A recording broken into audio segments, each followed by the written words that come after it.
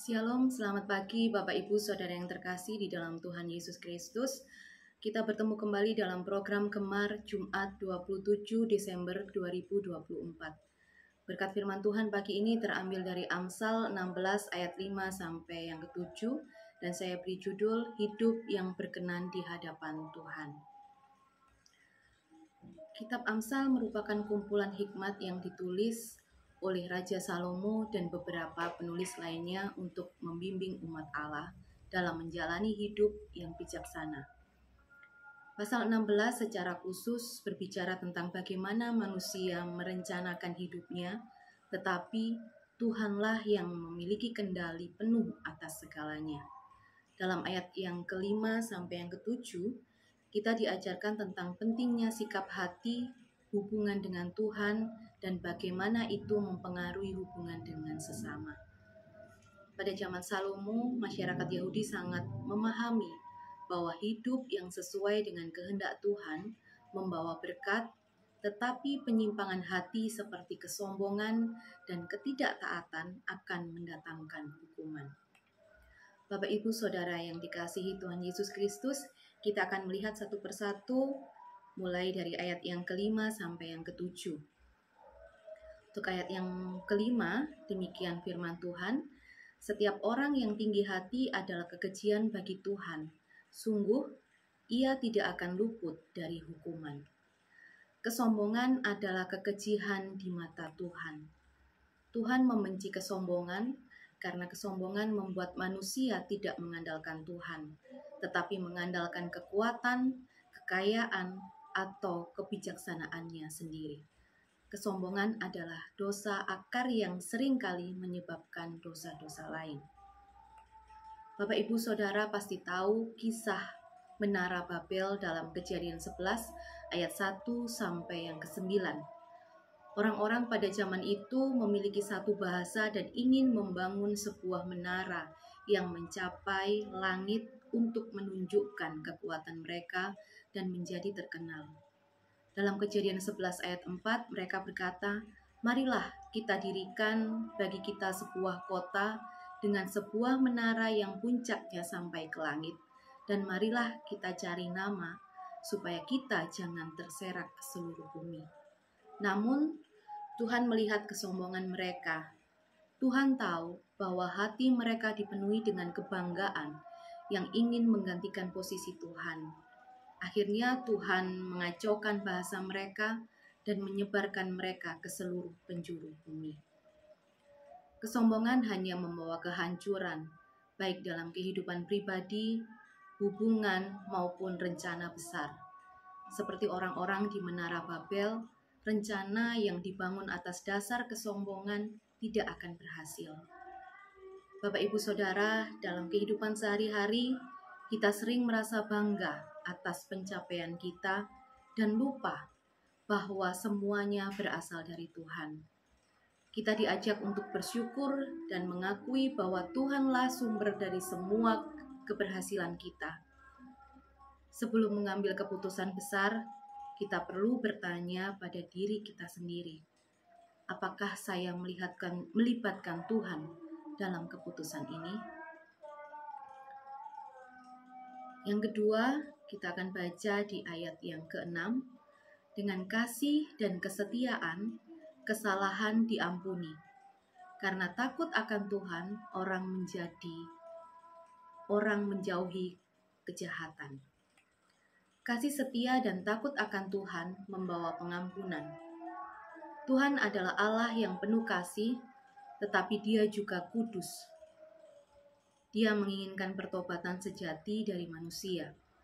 Pertobatan yang diiringi dengan rasa takut akan Tuhan membuat hati kita menjauhi kejahatan dan mendekat kepadanya. Kita bisa melihat dari kisah Raja Daud dan Batsheba dalam 2 Samuel 11 sampai yang 12.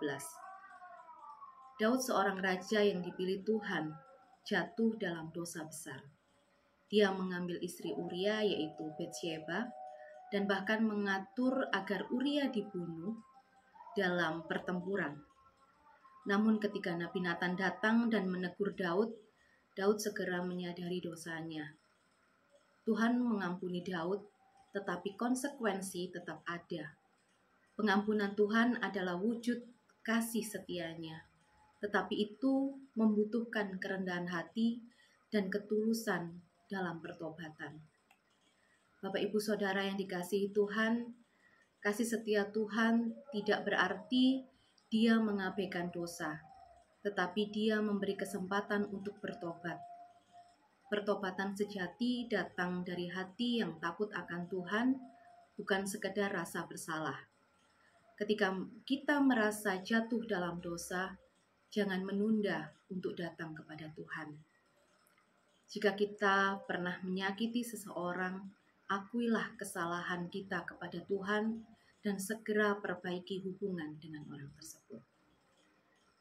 Yang ketiga, ayat yang ketujuh, jikalau Tuhan berkenan kepada jalan seseorang, maka musuh orang itu pun didamaikannya dengan Dia. Tuhan mendamaikan relasi dengan sesama. Tuhan tidak hanya ingin mendamaikan hubungan kita dengannya, tetapi juga dengan sesama. Ketika hidup kita berkenan kepadanya, bahkan musuh kita pun dapat berdamai dengan kita.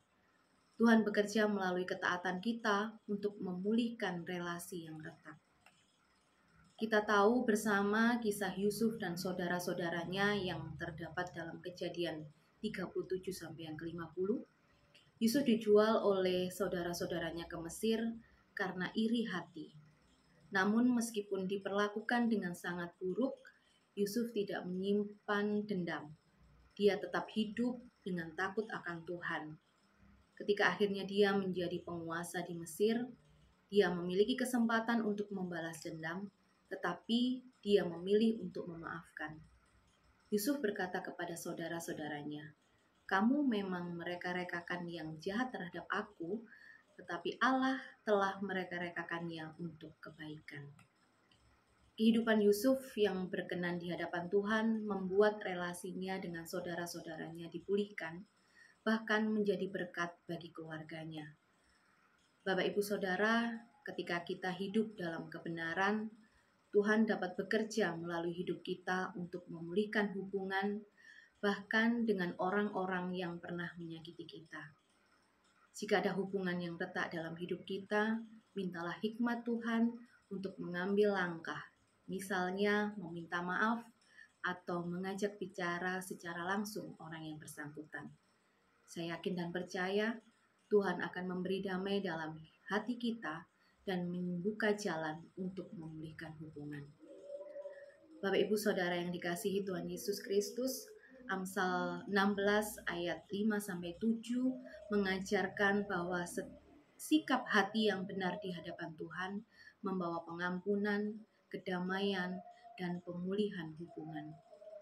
Dalam dunia yang penuh dengan kesombongan dan konflik, kita dipanggil untuk hidup rendah hati, takut akan Tuhan, dan menjadi agen pendamaian. Mari serahkan hidup kita kepada Tuhan agar Dia berkenan atas jalan-jalan kita. Amin. Mari kita satu di dalam doa. Tuhan Yesus, kami mengucap syukur Tuhan untuk firman-Mu hari ini. Tuhan mengajarkan kami untuk memiliki kerendahan hati, hidup dalam kasih setia-Mu, dan menjadi pembawa damai di sekitar kami. Tuhan, biarlah firman-Mu ini dapat kami aplikasikan dalam kehidupan kami hari lepas hari. Dan kalau sebentar kami akan melakukan aktivitas kami mulai dari pagi hingga malam nanti, kami mau menyerahkan sepenuhnya ke dalam tangan kasih Tuhan. Hanya di dalam nama-Mu kami sudah berdoa dan mengucap syukur. Haleluya. Amin. Selamat pagi Bapak Ibu, selamat beraktivitas, Tuhan Yesus memberkati.